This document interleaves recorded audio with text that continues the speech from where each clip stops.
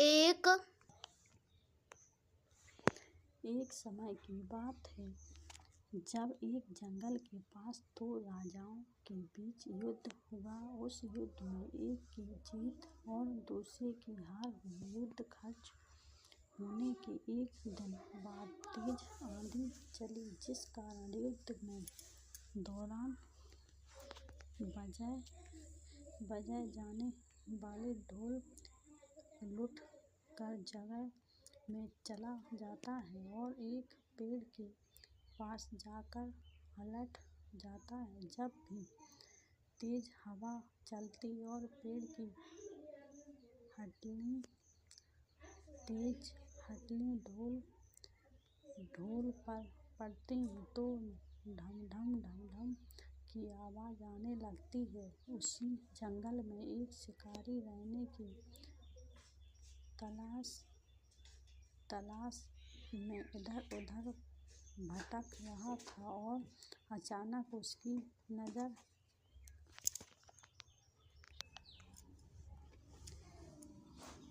गाजर खा रहे खरगोश पर पड़ी। चिड़िया उसे शिकार बनाने के लिए सावधानी से आगे बढ़ा है। जब वह खरगोश पर झपट्टा मारता है तो खरगोश उसके मुंह में गाजर को फंसाकर भाग जाता है। किसी तरह से चिड़िया गाजर को मुंह से बाहर निकालकर आगे बढ़ता है तो उसे ढोल की तेज आवाज सुनाई देती है। वह ढोल की आवाज सुनकर घबरा जाता है और सोचने लगता है कि उसने पहले कभी किसी जानवर की ऐसी आवाज नहीं सुनी जहाँ से ढोलक की आवाज आ रही थी। चिड़िया उस ओर जाता है और यह जानने की कोशिश करता है कि जानवर उड़ने वाला है या चलने वाला। फिर वह ढोल के पास जाता है और उस पर हमला करने के लिए कूदता है और ढम की आवाज आती है, जिसे सुनकर चिड़िया छलांग लगा कर उतरा जाता है और पेड़ के पीछे छुपकर देखने लगता है। कुछ मिनट बाद किसी तरह की प्रतिक्रिया न होने पर वह फिर से ढोल पर हमला करता है और फिर भी ढम की आवाज आती है और वह फिर से ढोल कूदकर भागने लगता है। लेकिन इस बार वह वहीं का रुककर मुड़कर देखता है। ढोल में किसी भी तरह की हलचल न होने पर वह समझ जाता है कि यह कोई जानवर नहीं है। फिर बड़ा ढोल पर कूद कर ढोल को बजाने लगता है। इससे ढोल हिलने लगता है और लुढ़कने भी लगता है, जिससे चिड़िया ढोल से गिर जाता है और ढोल बीच में से फट जाता है। ढोल के फटने पर उसमें से विभिन्न तरह के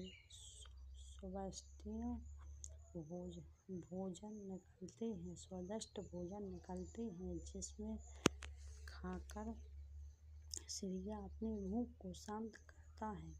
कहानी से सीख। चिड़िया और ढोल की कहानी से यह सीख मिलती है कि हर किसी चीज का एक निर्धारित समय होता है। जो हम चाहते होता है वो हमें तय समय पर मिलना चाहता है। एक बार की बात है कि एक गांव में एक ब्राह्मण रहता था। वह सुबह उठता, नहाता, पूजा करता था, खाना खाता और फिर सो जाता था। उसके पास किसी भी चीज की कमी नहीं थी। एक बड़ा खेत, खाना पका कर देने वाले एक सुंदर सी पत्नी और 2 बच्चे का अच्छा परिवार था। सब कुछ होने के बाद भी ब्राह्मण ने घर वाले एक बात से बहुत परेशान थे। वो रात यह भी किसी ब्राह्मण बहुत आलसी था। वो कोई भी काम खुद नहीं करता था और दिन भर सोता रहता था। एक दिन बच्चों को शेर सुनकर ब्राह्मणी जाग गई और उसने देखा कि उसके दरवाजे पर एक साधु महाराज आया। ब्राह्मण और उसकी पत्नी ने साधु महाराज का स्वागत किया और उनके भोजन करवाया। भोजन के बाद ब्राह्मण ने साधु की खूब सेवा की। साधु महाराज उनके सेवा में बहुत प्रसन्न हुए हैं। उनके वरदान मांगने को कहा। ब्राह्मण ने वरदान मांगा कि मुझे कोई भी काम ना करना पड़े और मेरी जगह कोई और मेरा काम कर दे। तब साधु उसी वरदान में एक चित्र देते हैं और साथ में यह भी कहते हैं कि चित्र को हमेशा व्यस्त रखना। अगर उसे काम नहीं दिया तो तुम्हें खा जाएगा। वरदान पाकर ब्राह्मण मन ही मन बहुत खुश हुआ और साधु को आदरणीय के साथ विदा किया। साधु के जाते ही वहाँ एक चित्र प्रकट हुआ। पहले तो ब्राह्मण उसे देखकर डर जाता था, लेकिन जैसे ही वो ब्राह्मण से काम मांगता है तब ब्राह्मण का डर दूर हो जाता है और वो उसे पहला काम खेत खोजने का देता है। चित्र वहाँ से गायब हो जाता है और ब्राह्मण की खुशी का ठिकाना नहीं रहता। कुछ ही देर में चित्र फिर आ जाता है और बोलता है कि खेत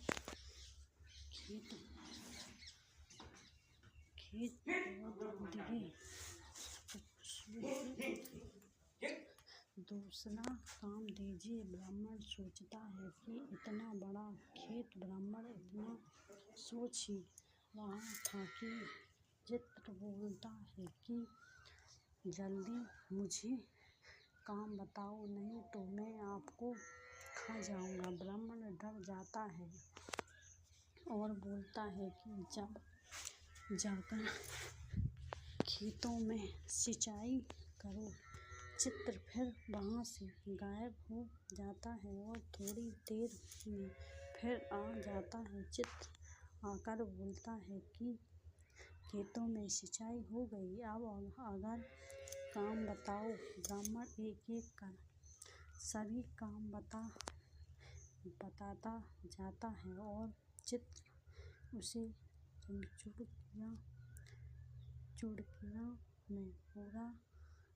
चुटकियों में पूरा कर देता है। ब्राह्मण की पत्नी यह सब देख रही थी और अपने पति के आलसीपन पर चिंता करने लगी। शाम होने के पहले ही चित्र सभी काम कर देता था। सब काम करने के बाद चित्र ब्राह्मण के पास आ जाता है और बोलता कि अगर काम बताओ, नहीं तो मैं आपको खा जाऊंगा। अब ब्राह्मण के पास कोई भी काम नहीं बचा जो उसे कराने के लिए कह सकते हैं। उसे चिंता होने लगी और वह बहुत डर जाता है। जब ब्राह्मण की पत्नी अपने पति को डरा हुआ देखती है तो अपने पति को इस संकट से निकालने के बारे में सोचने लगती है। वह ब्राह्मण से बोली, हे स्वामी, अगर आप मुझे वचन देंगे कि आप कभी आलस नहीं करोगे और अपने सभी काम खुद करोगे, तो मैं इस चित्र को काम से सकती हूँ। इस पर ब्राह्मण सोचता है कि पता नहीं यह क्या काम देगी। अपने जान बचाने के लिए ब्राह्मण अपनी पत्नी को वचन देता है। इसके बाद ब्राह्मण की पत्नी चित्र से बोलती है कि हमें यहाँ एक कुत्ता है। एक कुत्ता तुम जाकर उसकी पूँछ पूरी सीधी कर दो। यदि रखना उसकी पूँछ एकदम सीधी होनी चाहिए। चित्र बोलता है कि अभी यह काम कर देता हूँ। यह बोलकर वह वहाँ से चला जाता है। लाख कोशिश के बाद भी वह कुत्ते की पूँछ सीधी नहीं कर पाता है और हार मान लेता है। हार कर चित्र ब्राह्मण के यहाँ से चला जाता है। उसी दिन से ब्राह्मण अपने आलस को छोड़कर सभी काम करने लगता है और उसका परिवार खुशी खुशी रहने लगता है। कहानी से सीख हमेशा आलस नहीं करना चाहिए। आलस करने के हम मुसीबत में फंस सकते हैं। इसलिए हमें आलस छोड़कर अपना काम खुद से करना चाहिए। एक बार की बात है कि एक जंगल के किसी घने पेड़ पर एक गौरैया का जोड़ा रहता था। वो उसी पेड़ पर अपना घोंसला बनाए गुजारा बसेरा करते थे। दोनों खुशी खुशी अपना जीवन बिताते रहते थे। फिर आया सर्दियों का मौसम। इस बार बहुत ही कड़वी की ठंड पड़ने लगी। ठंड से बचने के लिए एक दिन कुछ बंदर उसी पेड़ के नीचे बैठे रहते हुए ही पहुँचते। तेज ठंड हवाओं से सभी बंदर काँप रहे थे और बहुत सी परेशानियाँ थीं। पेड़ के नीचे बैठने बाद वो आपस में बात करने लगे कि काश कहीं से अगर सेके को मिल जाता तो ठंड दूर हो जाती। उसी बीच एक बंदरिया की नज़र पास पड़ी खुशी पत्तियों पर पड़ी। उसने दूर से बंदरियों के कहा, चलो इन सूखी पत्तियों को इकट्ठा करके जलाते हैं। उन बंदरियों ने पत्तियों को एक जगह इकट्ठा किया और उन्हें जलाने का उपाय करने लगी। सब पेड़ पर बैठी गौरैया देख रही थी। ये सब देखकर उससे रहा नहीं गया और वो बंदरिया से बोली, बड़े तुम लोग कौन हो? देखने में तो तुम आदमी की तरह लग रहे हो, हाथ पैर भी हैं। तुम अपना घर बनाकर क्यों नहीं रहते? गौरैया की बात सुनकर ठंड से काँप रहे बंदर चिढ़ गया और बोले, तुम अपना काम करो, हमें हमारे काम में पड़ने की जरूरत नहीं है। इतना कहने के बाद वो फिर आग जलाने के बारे में सोचने लगी और अलग अलग तरीकों अपनाने लगी। इतने में बंदरिया की नज़र एक जुबान पर पड़ती। वो चिल्लाने लगी, देखो ऊपर हवा से चिंगारी हो इसी पकड़ कर आ जाते हैं। यह सुनते ही सारे बंदर उसे पकड़ने के लिए अलग अलग तरीके अपनाने लगे। ये देख चिड़िया फिर बोली, पकड़ो यह जुबान की इससे अलग नहीं। सूल बोली, तुम लोग दो पत्थरों को घिसाने अलग जगा सकते हो। बदरिया ने चिड़िया की बात को अनसुनी कर दिए। कुछ के बाद उन्होंने युगल को पकड़ लिया और फिर उसके आगे जलाने की कोशिश करने लगे, पर वो इस काम का कामयाब नहीं हो पाया और गुजरने उड़ गया। उससे बदरिया निराश हो गई। इतने में फिर से गौरैया बोली उठी, आप लोग मेरी बात मानिए, पत्थर रगड़कर आप आग जला सकते हो। इतने में एक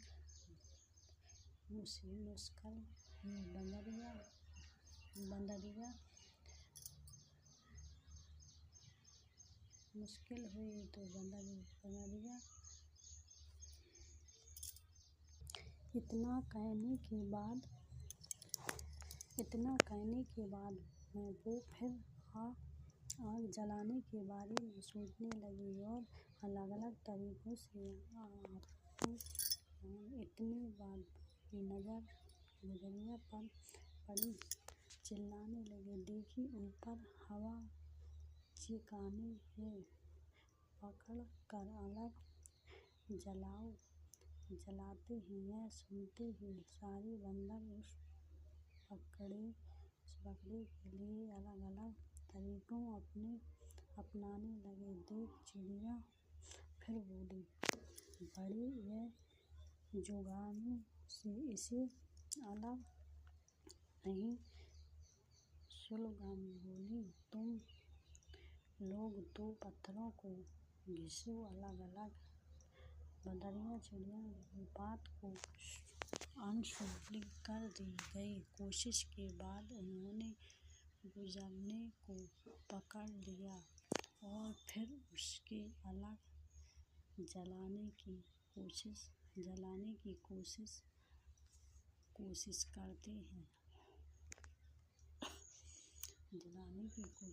गौरैया घोंसले में तो दिल दिया। देखकर चिड़िया खुशी हो गई और डर गई, रोने लगी। इसके बाद वो उस पेड़ से रोने लगी। उस पेड़ उठ कर कहीं और चली गई। कहानी से सीख, जरूरी नहीं कि हर किसी को ज्ञान या उपदेश दिया जाए। उपदेश उसको दिया जाना चाहिए जो समझदार को और बात को समझ। बेहोश को उपदेश देने से खुद का ही बुरा हो सकता है। यही कहानी कई वर्ष पुरानी। उसी समय दक्षिण भारत में एक राजा राज किया करते थे। राज्य के विस्तार में मंदरिन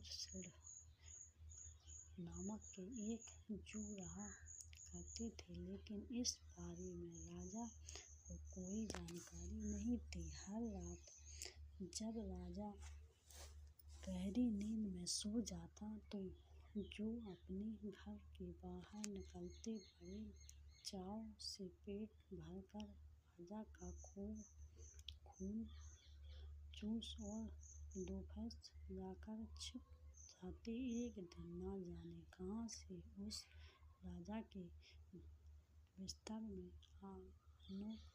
अनोखी नाम एक खटमल भी घुस गया। जब जू ने उसे देखा तो उसे बहुत गुस्सा आया कि उसके इलाके में एक खटमल घुस गया। जो उसके पास गई और उससे तुरंत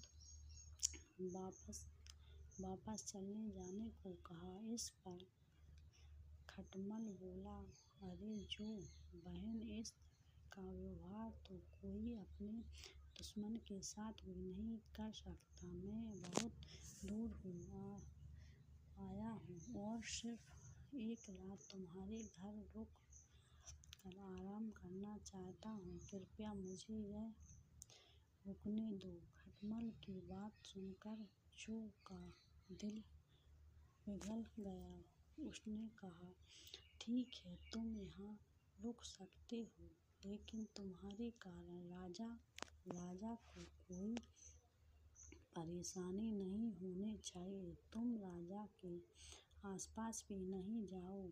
जो बहन, मैं बहुत दूर से आया हूँ और बहुत भूख हूँ। वैसे ही हर रोज कहाँ राजा का मीठा खून पीने का मौका मिलता है। कृपया मुझे आज रात राजा के खून का स्वाद चखने का मौका दे दीजिए। खटमल ने विनती करते हुए कहा। जू खटमल की बात में आ गई और उसने उसके राजा का खून चूसने की इजाज़त दे दी। ठीक है, तुम राजा के खून का भोजन कर सकते हो, लेकिन उसके पहले तुम्हारे राजा की गहरी नींद में सो जाने का इंतजार करना होगा। जब तक राजा पूरी तरह से नहीं सोता, जब तक तुम उसे नहीं काट सकती, जू ने कहा।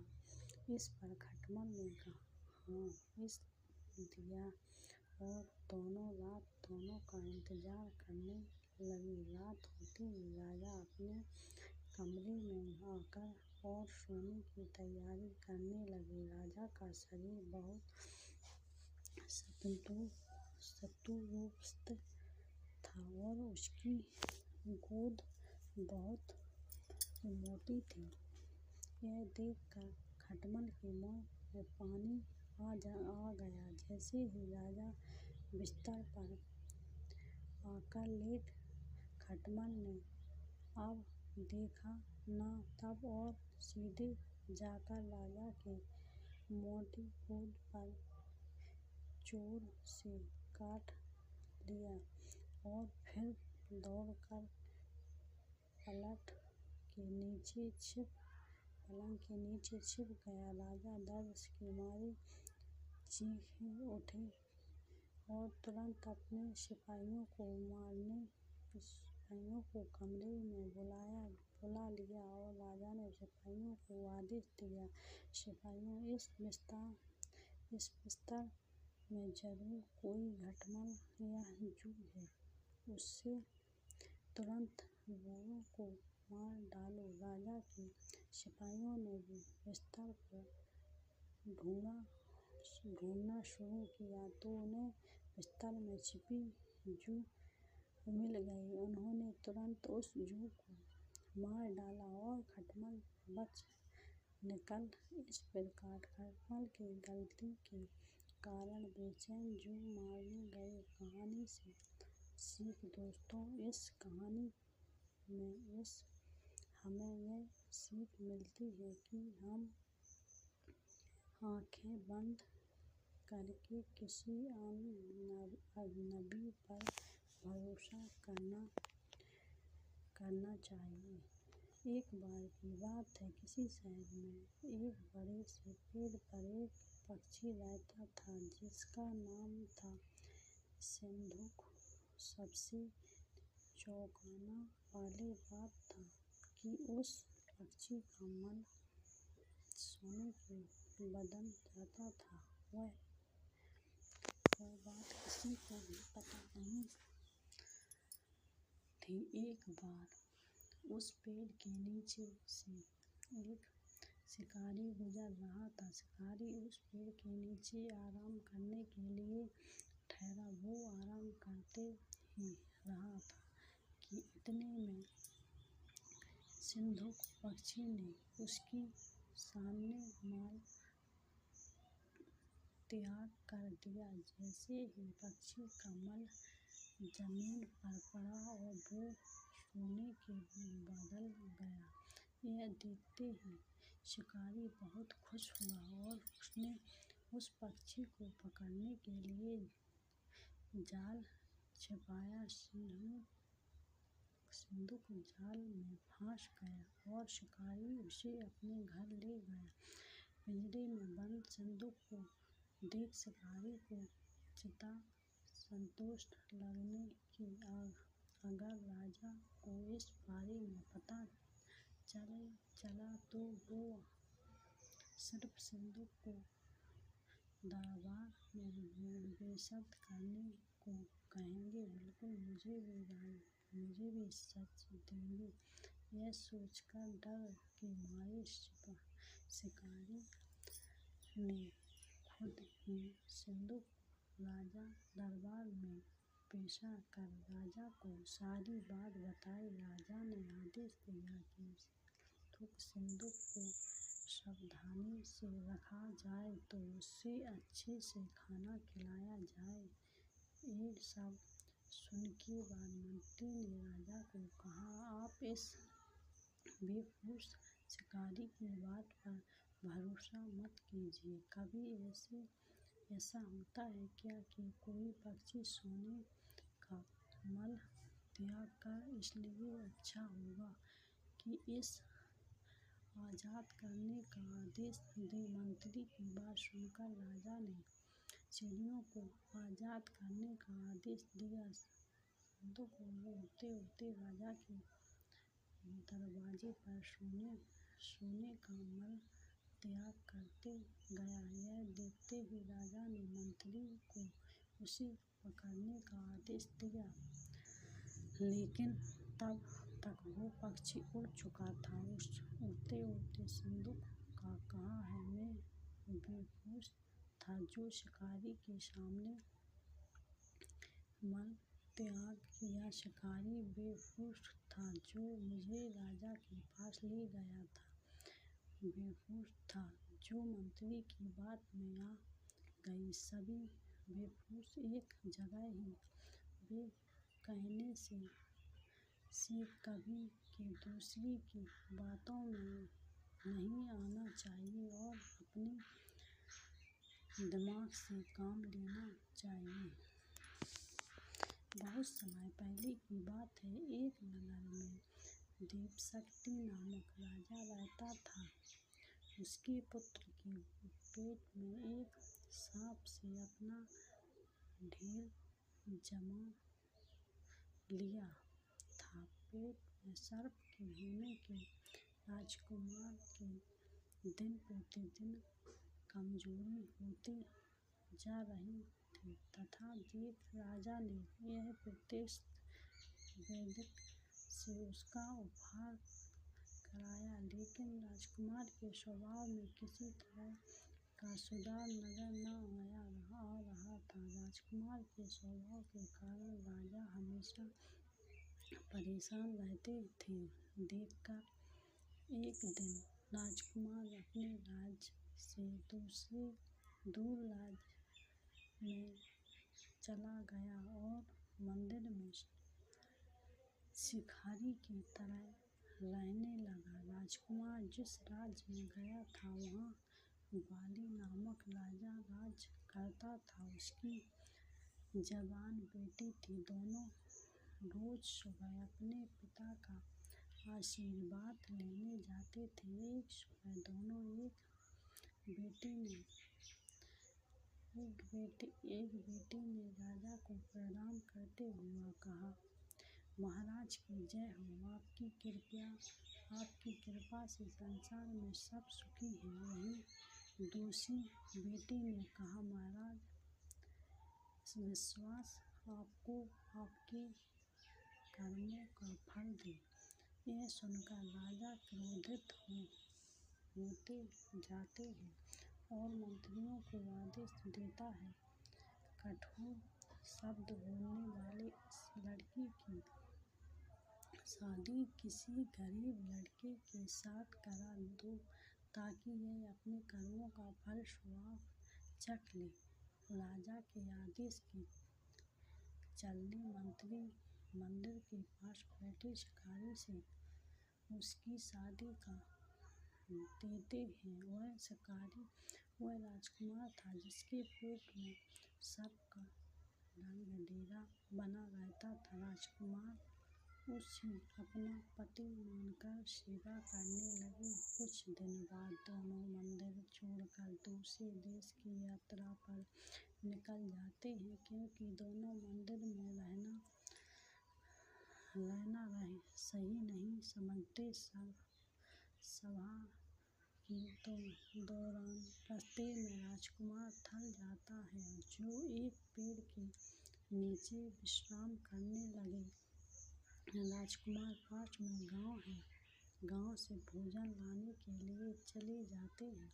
जब वह वापस आते हैं तो सोए हुए पति के मुंह से एक सर्प और निकलते देते हैं। साथियों में पास के एक बिल से भी सर्प निकलता है। दोनों सर्प बात करने लगे, जिसे छिपकर राजकुमारी सुन लेती है। एक सर्प कहता है, तुम इस राजकुमार के बेटे में रहकर इसे तकलीफ क्यों देते रहते हो? साथ ही तुम खुद के जीवन को भी खतरे में डाल रहे हो। अगर किसी ने राजकुमार को चीरा और शरीरों का खूब सूप पिला दिया तो तुम्हारी मृत्यु हो जाएगी। फिर राजकुमार के मुंह से निकला सर्प ने कहा कि तुम इस बिल में रहे सोने के घटों की रक्षा क्यों करते हो, जो तुम्हारे किसी काम के नहीं है। अगर किसी को इन घटों के बारे में पता चल गया तो वो बिल में गर्म पानी या गर्म तेल डालकर तुम्हारी जान ले लेंगे। थोड़ी देर बाद दोनों सर्प अपनी अपनी जगह वापस चले जाते हैं, लेकिन राजकुमार दोनों सर्पों के रहस्य को जा चुकी थी। इसलिए राजकुमारी पहले राजकुमार को भोजन के साथ विजीरा और रस्सियों का सूप पिलाया देती थी। इसके कुछ समय बाद राजकुमार ठीक होने लगा।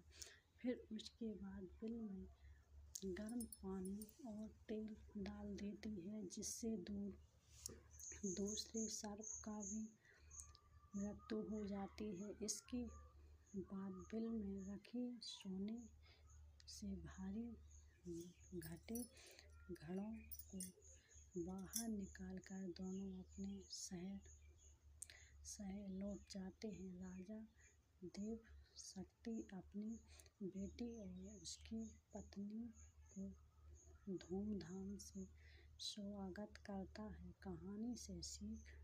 इस कहानी से यह सीख मिलती है कि अगर कोई किसी का बुरा सोचता है तो उसका भी बुरा होता है। सर्प ने राजकुमार का बुरा सोचा तो उल्टा उसका बुरा हुआ है।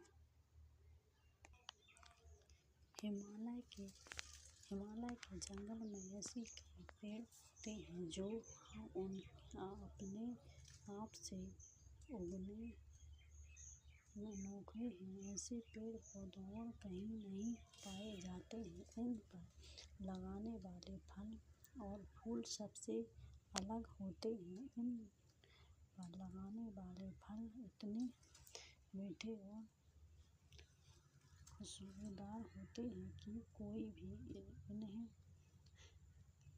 खाए बिना रह नहीं सकता। ऐसे ही एक पेड़ नदी किनारे था, जिस पर सारे बंदर अपने राजा के साथ रहा करते थे। बंदरों के राजा का नाम महाकवि था। महाकवि बहुत ही समझदार और ज्ञानवान थे। महाकवि का आदेश था कि उस पेड़ पर कभी कोई फल न छोड़े जाए। जैसे ही फल पकने को होता वैसे ही बनावर उसे खा लेते हैं। महाकवि का मानना था कि अगर कोई पका फल टूटकर नदी के रास्ते किसी मनुष्य तक पहुँचता तो ये उनके लिए बहुत हानिकारक हो सकता है। तभी वानर महाकवि की किसी बात से सहमत थे। उसे उनकी ज्ञात का पालन करने के लिए एक दिन एक फल नदी में गिरा जो पत्तियों के बीच छुपा हुआ था। वह फल नदी में बहाकर एक जगह पहुँच गया जहाँ एक राजा अपनी रानियों के साथ घूम रहे थे। फल की खुशबू इतनी अच्छी थी कि अंधदिल होते रानियों की अपनी आँखें बंद कर ली। राजा भी इस खुशबू पर मोहित हो गए। राजा ने अपने आसपास किनारे तो उसे नदी में बहता हुआ फल दिखाई दिया। राजा ने उसे उठाकर अपने सिपाहियों को दिया और कहा कि कोई इसे खाकर देखो कि यह फल कैसा है। एक सिपाही ने उस फल को खाकर देखा, कहा कि तो बहुत मीठा है। इसके बाद राजा ने भी उस फल को खाया और आनंदित हो उठा। उसने अपने सिपाहियों को इस पेड़ की खोज निकालने का आदेश दिया जहाँ से एक फल आया था। काफी मेहनत के बाद राजा के सिपाहियों ने पेड़ को खोज निकाला। उन्हें नदी किनारे वो सुंदर पेड़ नजर आया। उस पर बहुत सारे वानर बैठे हुए थे। सिपाहियों को यह बात पसंद नहीं आई और उन्होंने वानरों को एक-एक करके मारना शुरू कर दिया। वानरों को घायल देखकर महाकवि ने समझदारी से काम लिया। उसने एक बांस का झंड पेड़ और पहाड़ियों के बीच पुल की तरह लगा दिया। महाकवि ने सभी वानरों को उस पेड़ को छोड़कर पहाड़ियों के दूर तरफ जाने का आदेश दिया। वानरों ने महाकवि की आज्ञा का पालन किया और वो सभी वंश के सहायक पहाड़ियों के दूर हो पहुँच गया। लेकिन इस दौरान डरे सामूहिक बंदरों ने महाकवि को पूरी तरह से कुचल दिया। सिपाहियों तुरंत राजा के पास जाकर सारी बात बताई। राजा महाकवि की वीरता से बहुत प्रसन्न हुए और सिपाहियों को आदेश दिया कि महाकवि को तुरंत महल लेकर आएं और उसका इलाज करवाएं। सिपाहियों ने ऐसा ही किया। लेकिन जब महाकवि ने महल लाया गया तब वह मर चुका था। कहानी से सीख वीरता और समझदारी हमें इतिहास के पन्नों में जगह देती है। साथ ही इस कहानी की यह भी सीख मिलती है कि हर मुश्किल घड़ी में समझदारी से काम लेना चाहिए। एक बार की बात है, एक जंगल में किसी पेड़ पर कौवे का एक घोंसला रहा करता था। वे दोनों खुशी खुशी उसी पेड़ के जीवन बसेरा कर रहे थे। एक दिन उनकी इस खुशी को एक सर्प ने नजर लगा दी। जिस पेड़ पर कौवे का का घोंसला था। उसी पेड़ के नीचे बने बिल में सर्प रहने लगा था। जब भी कौवे का जोड़ दाम चुकाने के लिए जाता, सर्प ने आखड़ों को खा जाता था और जब वो वापस आता था तो उन्हें घोंसले आंगटों को रख जाता है।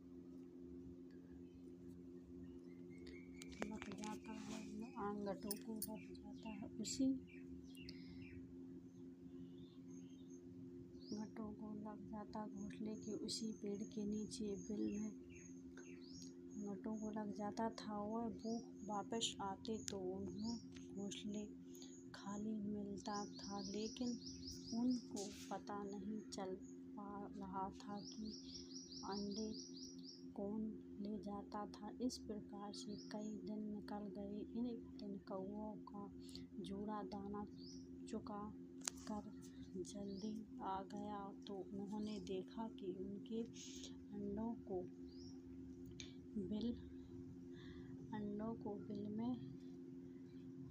बिल में कौवे को जल्दी दौड़ते आना अंडों को बिल में से रहने वाला एक सर्प खा जाता था।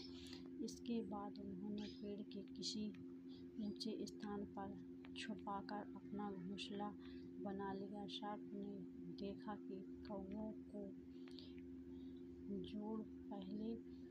जोड़ा पहले वाले स्थान को छोड़कर चला गया, लेकिन शाम होते ही दोनों वापस पेड़ पर आ जाते थे। इस प्रकार कई दिन निकल गए। कौवों के घर अंडों में से बच्चे निकल आए और वो बड़े होने लगे। एक दिन सर्प को उनके नए घोंसले का पता चल गया और वह कौवों के जाने के इंतजार करने लगा। जैसे कौवे घोंसले छोड़ कर गए, सर्प ने उसके घोंसलों की ओर बढ़ने लगे, लेकिन किसी कारण से कौवा का जोड़ा वापस पेड़ की ओर लौटने लगा। उन्होंने दूसरे से ही सांप को उनके घोंसले की ओर जाता देख लिया और जल्दी से वहां पहुंचकर अपने बच्चों को पेड़ के ओट में छुपा दिया। सर्प ने देख के घोंसला खाली है तो वह कौवे की चाल समझ गया और वापस बिल में जाकर सही मौके का इंतजार करने लगा। इसी बीच कौवे ने सर्प के पीछे छुड़ाने के लिए एक योजना बनाई। कौवा उड़कर जंगल में बाहर बने एक राज्य में चला गया। वहाँ एक सुंदर महल था। महल में राजकुमारी अपनी सहेलियों के साथ खेल रही थी। कौवा उसके गले में से मोतियों का हार लेकर उड़ गया। सभी ने शोर मचाया तो पहरेदार हार लेने के लिए कौवे के पीछे लाने लगे। कौवे ने जंगल में पहुंचकर हार को सांप के बिल से डाल दिया। जिसके पीछे कर रहे सैनिक ने देख लिया। जैसे ही सैनिक के हार निकालने के लिए बिल में हाथ डाला तो सर्प फुसकाता हुआ बाहर निकल आया। सांप को देखकर सैनिक ने तलवार से उस पर हमला कर दिया, जिससे सर्प घायल हो गया और अपनी जान बचाने वहां से भाग गया। सर्प के जाने के बाद कौवा अपने परिवार के साथ खुशी रहने लगा। कहानी से सीख हमें इस कहानी से यह सीख मिलती है कि कभी भी निर्बल का फायदा नहीं उठाना चाहिए। साथ ही मुसीबत में समझदारी से काम लेना चाहिए। कई वर्ष पहले मंगहर चक्रधर नदपत नामक एक नगर हुआ करता था। उसकी एक पास एक घना जंगल था, जहाँ हजारों किरणों का एक समूह रहता था। किरणों के राजा के 2 पुत्र थे, जिनमें एक का नाम लखाड़ और दूसरे का नाम कला था। जब राजा बहुत बूढ़ा हो गया तो उसने अपने दोनों बेटों को उत्तराधिकारी घोषित कर दिया। दोनों ने हिस्से में 500 किरणों और लकड़हार और कला के उत्तराधिकारी बनाने के लिए कुछ दिन बाद मगरवासियों के लिए खेतों में गली फसल काटने का समय आ गया। इसलिए किसानों ने फसल को जल्दी बचाने से खेतों के पास कई तरह से उपकरण लगा दिया, साथ ही खाइशों का निर्माण करने लगे। इसकी जानकारी मिलते ही हिरणों के राजा ने 2 बेटियों को अपने समूह के साथ दूर सुरक्षित पढ़ाई लिखाई में जाने के लिए कहा। पिता की बात सुनते ही कला तुरंत अपने समूह के साथ पहाड़ी की ओर निकल गई। उसने जगह भी नहीं सोचा कि दिन के उजाले में लोग उनका शिकार कर सकते हैं, और असल में भी यही रास्ते में ही हिरण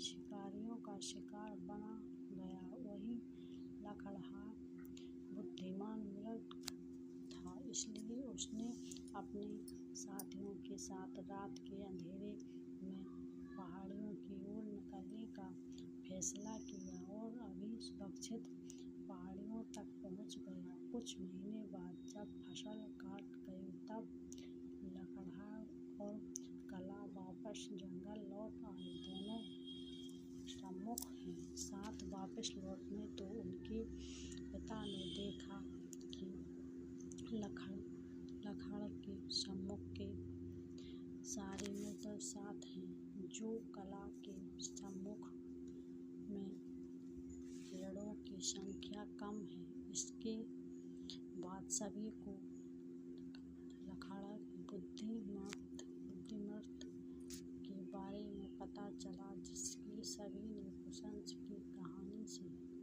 सीखो, कोई भी काम करने से पहले 21 बार सोचना चाहिए, ताकि उसको करना चाहिए तो इससे हमेशा सफलता मिलती है। एक बार की बात है, किसी गांव में एक साधु बाबा रहा करता था। पूरे गांव में वह अकेले साधु की चाहिए पूरे गांव से कुछ न कुछ दाना मिलता रहता था। दाना के लालच में उन्होंने गांव में किसी दूर साधु को अपने रहने दिया, और अगर कोई आ जाता था तो उन्हें किसी से प्रकार से गांव से भगा देते। इस प्रकार उनके पास बहुत सारा धन इकट्ठा हो गया था। वही एक ठग की नज़र कई दिनों से साधु बाबा के धन पर थी।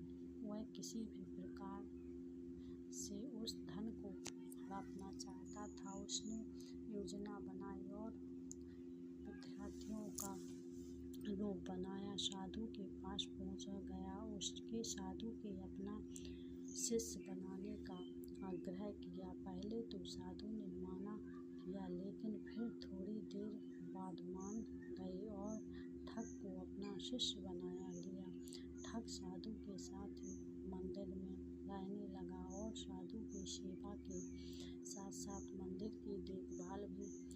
करने लगा। ठग के सिवा ना साधु को खुश कर दिया, लेकिन फिर भी वह ठग पर पूरी तरह विश्वास नहीं कर पाए। इस दिन साधु को किसी दूसरे गांव के निमंत्रण आया और वह शिष्य के साथ जाने के लिए तैयार हो गए। साधु ने अपने धन को भी अपने पोटली में बांध लिया।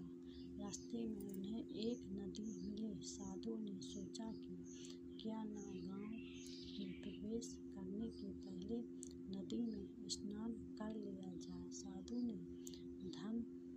ने अपने धन को एक कंबल में छुपाकर रख दिया और गठरी गांठ से उसकी देखभाल करने का बोलकर नदी की ओर चले गए। ठग की खुशी का ठिकाना नहीं रहा। उसे जिस मौके की तलाश थी वो मिल गया। जैसे ही साधु ने नदी में डुबकी लगाई, ठग सारा सामान लेकर भाग खड़ा हुआ। जैसे ही साधु वापस आए, उसने तो शिकार शिष्य मिला और न तो अपना समय। साधु ने एक रख देखकर अपना सिर पकड़ लिया। कहानी से सीख हमें इस कहानी से यह सीख मिलती है कि कभी लालच नहीं करना चाहिए और न ही किसी की चुपड़ी बातों में विश्वास नहीं करना चाहिए। इसी सालों पहले की बात है कि एक गांव में धृष्ट नाम का एक कुम्हार रहता था। दिन में वह मिट्टी के बर्तन बनाया करता और जो भी पैसे मिलते हैं उसकी सबड़ी खरीद कर लेता है। एक रात वह सावरा से नासौर में अपने घर लौट रहा था। वह इतना नासौर में था कि ठीक से चला भी नहीं जा पा रहा था। अचानक उसका पैर लड़खड़ाते और वह जमीन पर गिर पड़ा। जमीन पर कांच के टुकड़े पड़े थे, जिसमें एक टुकड़ा उसके माथे पर घुस गया। उसके माथे पर खून बहने लगा। इसके बाद कुम्हार किसी तरह उठ और अपने घर की ओर चल दिए। अगले दिन जब उसे होश आया तो वह वैद्य के पास गया और पाठी करवाकर दवाई ली। वैद्य ने कहा घाव गड़बड़ होने के कारण इसे भरने में समय लगेगा। पूरा भर जाने के बाद भी इस घाव का निशान नहीं जाएगा। इसके बाद कई दिन बीत गए। अचानक उसने गांव की सूख पड़ गई। सभी लोग गांव छोड़कर जाने लगे। कुम्हार ने भी गांव छोड़कर जाने का फैसला किया और दूसरे देश की तरफ निकल गया। नए देश में जाकर वहां राजा के दरबार में नौकरी मांगने गया। वहां राजा ने उसके माथे पर चोट का निशान देख और सोचा यह जरूर कोई पराक्रमी योद्धा होगा और दुश्मन से लड़ते समय इसके माथे पर चोट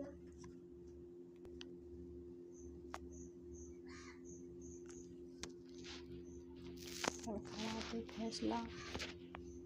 कुम्हार ने भी गांव छोड़कर जाने का फैसला कर लिया। दूसरी तरफ निकल गया।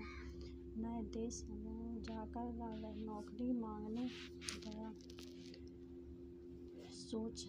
सोचा यह जरूर कोई पराक्रमी योद्धा होगा और दुश्मनों से लड़ने के समय इतने माथे पर चोट लगी होगी।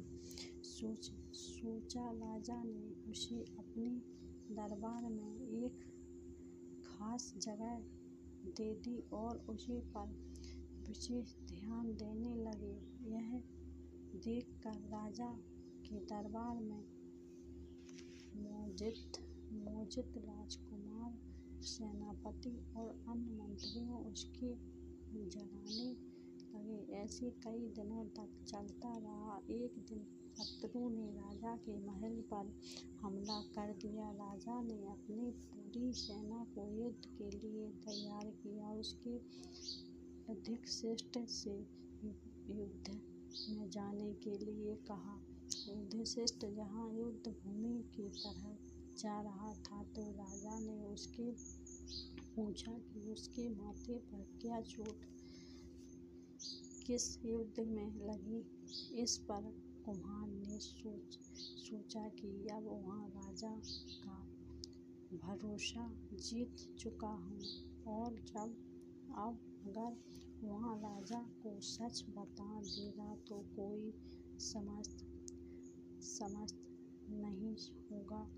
यह सोचकर उसने राजा से कहा, राजन, मैं कोई पद पाकर निकल जाओ मेरे राज्य में। कुम्हार ने राजा से बहुत मित्र की। उसने कहा कि अगर उसे मौका मिले तो वह युद्ध में राजा के लिए प्राण भी दे सकता है। राजा ने कहा, तुम चाहे जितने भी वीर और पराक्रमी हो, लेकिन तुम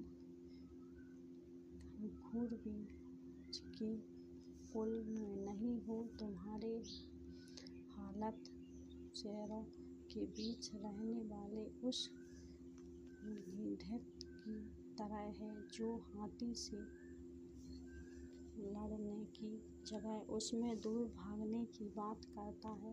मैं तुम्हें जाने दे रहा हूँ, लेकिन अगर राजकुमार को तुम्हारा राज पता चल गया तो वो तुम्हें मार डालेगी। इसलिए कहा है कि अपनी जान बचाओ और भाग जाओ। कुम्हार ने राजा की बात मानी और तुरंत उस राज्य को छोड़कर चला गया। इस कहानी से यह सीख मिलती है कि इंसान की असलियत ज़्यादा दिन तक छुप नहीं सकती। एक ना एक दिन खुद ही हो जाता है। बहुत समय पहले के गंगा किनारे एक जंगल में 4 दोस्त रहते थे। खरगोश, शिकार, बंदर और बिलास। इन सभी दोस्तों की एक ही चाहत थी, सबसे बड़ा दानवीर बनना। एक दिन चारों ने एक साथ फैसला किया कि वो कुछ न कुछ ऐसा ढूंढ कर लाएं जिसमें दान कर सके। परामर्श दान करने के लिए चारों मित्र अपने अपने घरों में निकल गए। बिलाओं गंगा तट से लाल रंग की सब मछलियाँ लेकर आ गए। सिराय, दही या भारी हड्डी और मांस का टुकड़ा लेकर आए। उसके बाद बंदर उछलता कूदता बाग से आम में गुच्छे लेकर आया। दिन ढलने को था लेकिन खरगोश को कुछ नहीं समझ आया। उसने सोचा अगर वो घायल घास का दाना करेगा तो उसे दाना का कोई लाभ नहीं मिलेगा। यहाँ सोचते सोचते खरगोश खाली हाथ वापस चला गया। खरगोश को खाली हाथ लौटते देख उसे तीनों मित्र ने पूछा, अरे तुम क्या दान करोगे? आज ही के दिन दान करने में महादान का लाभ मिलेगा, पता है। ना तुम? खरगोश ने कहा, हाँ मुझे पता है, इसलिए आज मैंने खुद को दान करने का फैसला किया है। यह सुनकर खरगोश के सारे दोस्त हैरान हो गए। जैसे ही इस बात की खबर इंद्र देवता तक पहुँचते तो वो सीधे धरती पर आ गए। इंद्र साधु का वेश बनाकर चारों मित्रों के पास पहुँचे। पहले सिरिया, बंधक और विलास के दान दिया। फिर खरगोश के पास इंद्र देवता पहुँचे और कहा, तुम क्या दान दोगे? खरगोश ने बताया कि वो खुद को दान कर रहा था। इतना सुनते ही इंद्र देव ने वह अपनी शक्ति से अगर जल्दी और खरगोश को उसके अंदर सामने के लिए कहा। खरगोश हिम्मत करके आ गया, अंदर घुस गया।